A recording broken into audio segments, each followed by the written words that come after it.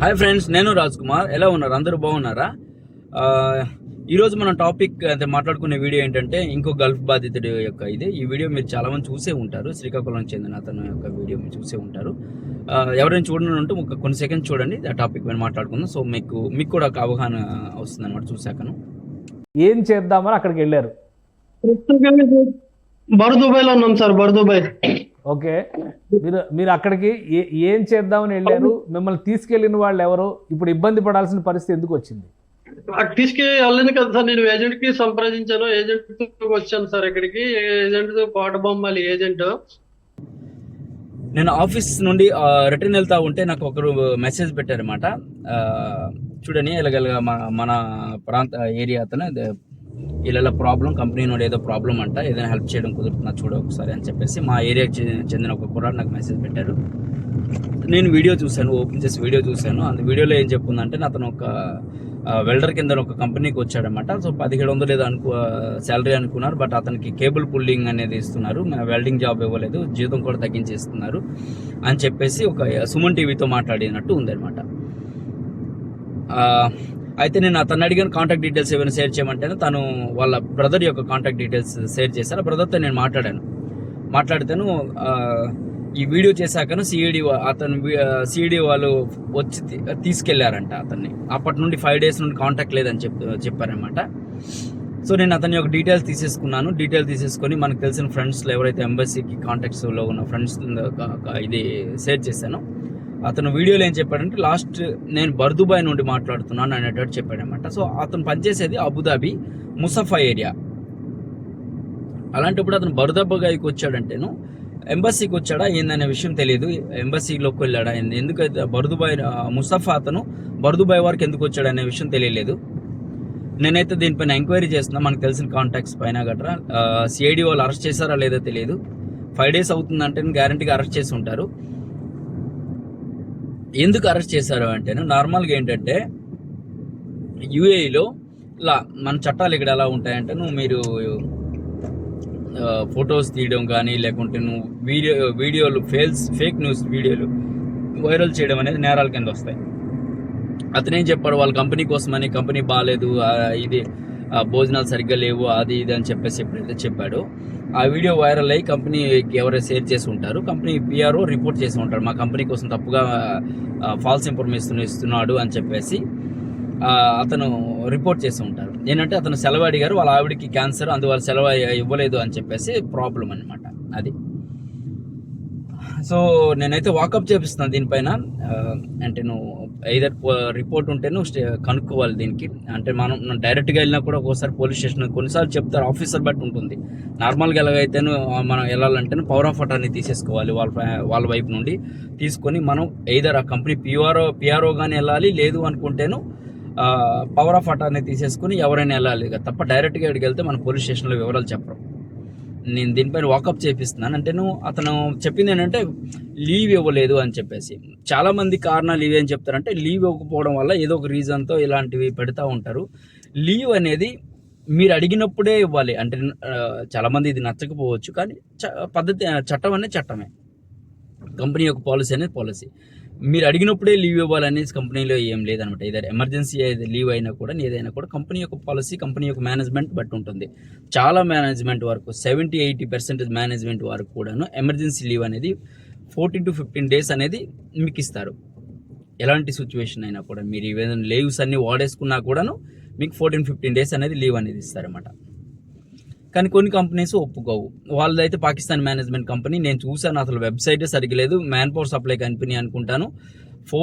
Hand phone నెంబర్లు mention చేస్తున్నారు. ఆ నెంబర్లు కాల్ చేస్తున్నా కూడా వాళ్ళు అబద్ధాలు చెప్తున్నారు. ఇది ఎవరిదో నెంబర్ నాకు తెలియదు, ఆ కంపెనీకి నాకు సంబంధం లేదు, ఇందులో పెట్టేశారు అంటే ఎవరో వెబ్సైట్లో పెట్టారు, మీలాగే చాలామంది కాల్ చేస్తున్నారు, అలాగా అబద్ధాలు చెప్తున్నట్టు అనిపిస్తుంది అనమాట. పాకిస్తాన్ మేనేజ్మెంట్ ఎప్పుడు కూడా పాకిస్తాన్ మేనేజ్మెంట్ కంపెనీలో జాయిన్ కావద్దండి. వాళ్ళు చాలా కష్టం అంటే చాలా అబద్ధాలు చెప్తూ ఉంటారు, జీతాలు సరిగ్గా పే చేయరన్నమాట. పాకిస్తాన్ చాలా రూడ్గా హ్యాండిల్ చేస్తూ ఉంటారు. పాకిస్తాన్ మేనేజ్మెంట్ కంపెనీస్లో జాయిన్ కావద్దు.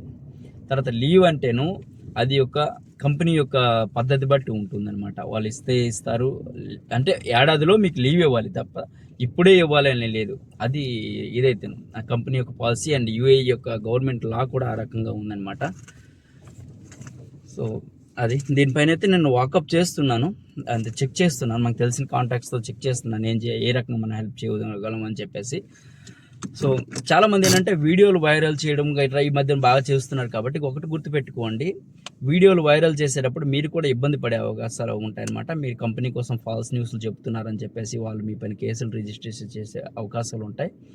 దుబాయ్ యొక్క చట్టాలు ఈ రకంగానే ఉన్నాయన్నమాట. అంటే ఇక్కడ ఏదైనా కూడాను మనకు ప్రకటన స్వేచ్ఛ అనేది మరీ ఎక్కువ ఏమి ఉండదు, కొంతవరకు మాత్రమే ఉంటుంది. మీరు ప్రభుత్వం పైన కానీ లేదా రాజకీయ పైన కానీ ఇక్కడ కంపెనీల పైన కానీ ఫాల్స్ న్యూస్ అనేది లేదా ఏ న్యూస్ అయినా కూడా మీరు ఏంటంటే ముందు దీనికి చెప్పాలన్నమాట. ఎవరైతే మినిస్ట్రీ ఆఫ్ లేబర్ ఉంటుందో వాళ్ళకి చెప్పాలి, లేదా పోలీసులకు చెప్పాలి తప్ప డైరెక్ట్గా ఇలాగా ఆన్లైన్లో చెప్పకూడదు. ఒకవేళ మీకు అలాంటి ప్రాబ్లమ్స్ వచ్చేటప్పుడు మీరు మొదట చేయాల్సిన పని ఏంటంటే ముందు లీవ్ అప్లై చేసేసుకున్నారా, లీవ్ అప్లై చేసుకున్న కంపెనీ ఇస్తుందా లేదా అని చూడాలి.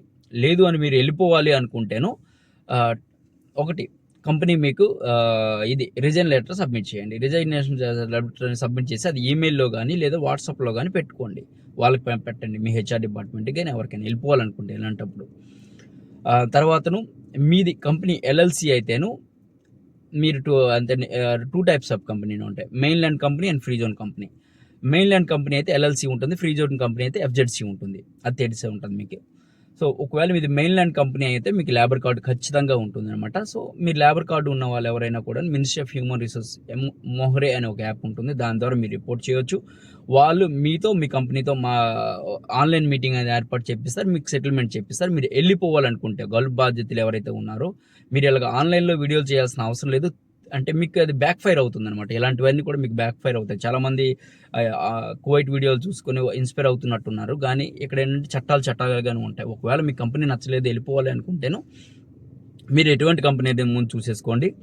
మీ యొక్క నోటీస్ పీరియడ్ అని 2 months ఉంటే మీ నోటీస్ పీరియడ్ 2 months కానీ 1 month కానీ సర్వ్ చేయాల్సి ఉంటుంది. తర్వాతను ఏంటంటే మీ రిజిగ్నేషన్ సబ్మిట్ చేస్తే 2 monthsలో కూడా వాళ్ళు రిలీవ్ చేయకపోతేనో అప్పుడు మీరు ఏంటంటే మీ యొక్క ఇది మొహరే కాల్ చేసి ఇచ్చేయండి. 1 year తర్వాత మీరు వెళ్ళిపోవచ్చు. 1 year తర్వాతనే ఎటువంటి ఇబ్బంది ఉండదు. బిఫోర్ 1 year అయితేనే వాళ్ళు మిమ్మల్ని ఇబ్బంది పెట్టే అవకాశాలు ఉంటాయి. అంటే మొహరే వాళ్ళు కూడా సపోర్ట్ చేసే అవకాశాలు తక్కువగా ఉంటాయి. But still you can exit, మీరు వెళ్ళిపోవచ్చు.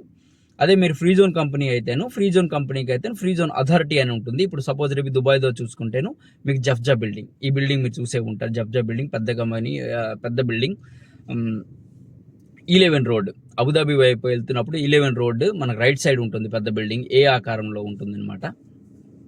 ఇది ఫుజారాలకు వచ్చేటప్పటికి ఫుజారా ఫ్రీ జోన్ మీకు తెలిసే ఉంటుంది. ఫుజారాలో 3 ఫ్రీ జోన్లు ఉన్నాయి, ప్రతి రాష్ట్ర ఎమిరేట్స్లో కూడా ఫ్రీ జోన్ ఉన్నాయి. ఫ్రీ జోన్ అథారిటీకి వెళ్ళి మీరు అప్రోచ్ అయితేను వాళ్ళు వెంటనే సెటిల్ చేపిస్తారన్నమాట ఇలాంటి విషయాలు. సో ముందు ఏంటంటే పోలీసులను అప్రోచ్ కండి, ఇలాంటి విషయాలు ముందు సిస్టమ్ ఏంటని ముందు తెలుసుకోండి. ఒకవేళ వెళ్ళిపోవాలనుకుంటే ఆవేశపడి వీడియోలు చేసేయకుండా అది మీకు బ్యాక్ ఫైర్ అవుతుంది. ఇలాగా తెలియకుండా వీడియోలు చేసేసి తర్వాత మీ మీదకి అది వస్తుంది అనమాట. అందుకోసం ముందు ఏం చేస్తారంటేను సిస్టమ్ ఏంటి ఇచ్చేయండి, లేదంటే నాకు టెక్స్ట్ చేయండి, నేను ఏ రకంగా చేయాలనే విషయం నేను చెప్తాను. ఎలా హ్యాండిల్ చేయాలనే విషయం కూడా నేను సజెస్ట్ చేస్తాను, నాకు తెలిసిన వివరాలు నేను సజెస్ట్ చేస్తాను అనమాట. ఆల్మోస్ట్ నేను చెప్పాను ఈ రకంగా చేయాలని. మీరు వెళ్ళిపోవాలనుకుంటేను ఇలాంటి పద్ధతులు ఫాలో కండి. ఎయిదర్ మీరు మెయిన్ ల్యాండ్ కంపెనీ అయితే మొహరేని కాంటాక్ట్ చేయండి, ఒకవేళ ఫ్రీ జోన్ కంపెనీ అయితే ఫ్రీ జోన్ అథారిటీ కాంటాక్ట్ చేయండి, వాళ్ళు మీకు సపోర్ట్ చేస్తారు. అంతే తప్ప ఇలాంటి వీడియోలు గట్రా అంత త్వరగా చేయవద్దు, ఎందుకంటే అవి తిరగ మీకు బ్యాక్ ఫైర్ అవుతాయి అనమాట.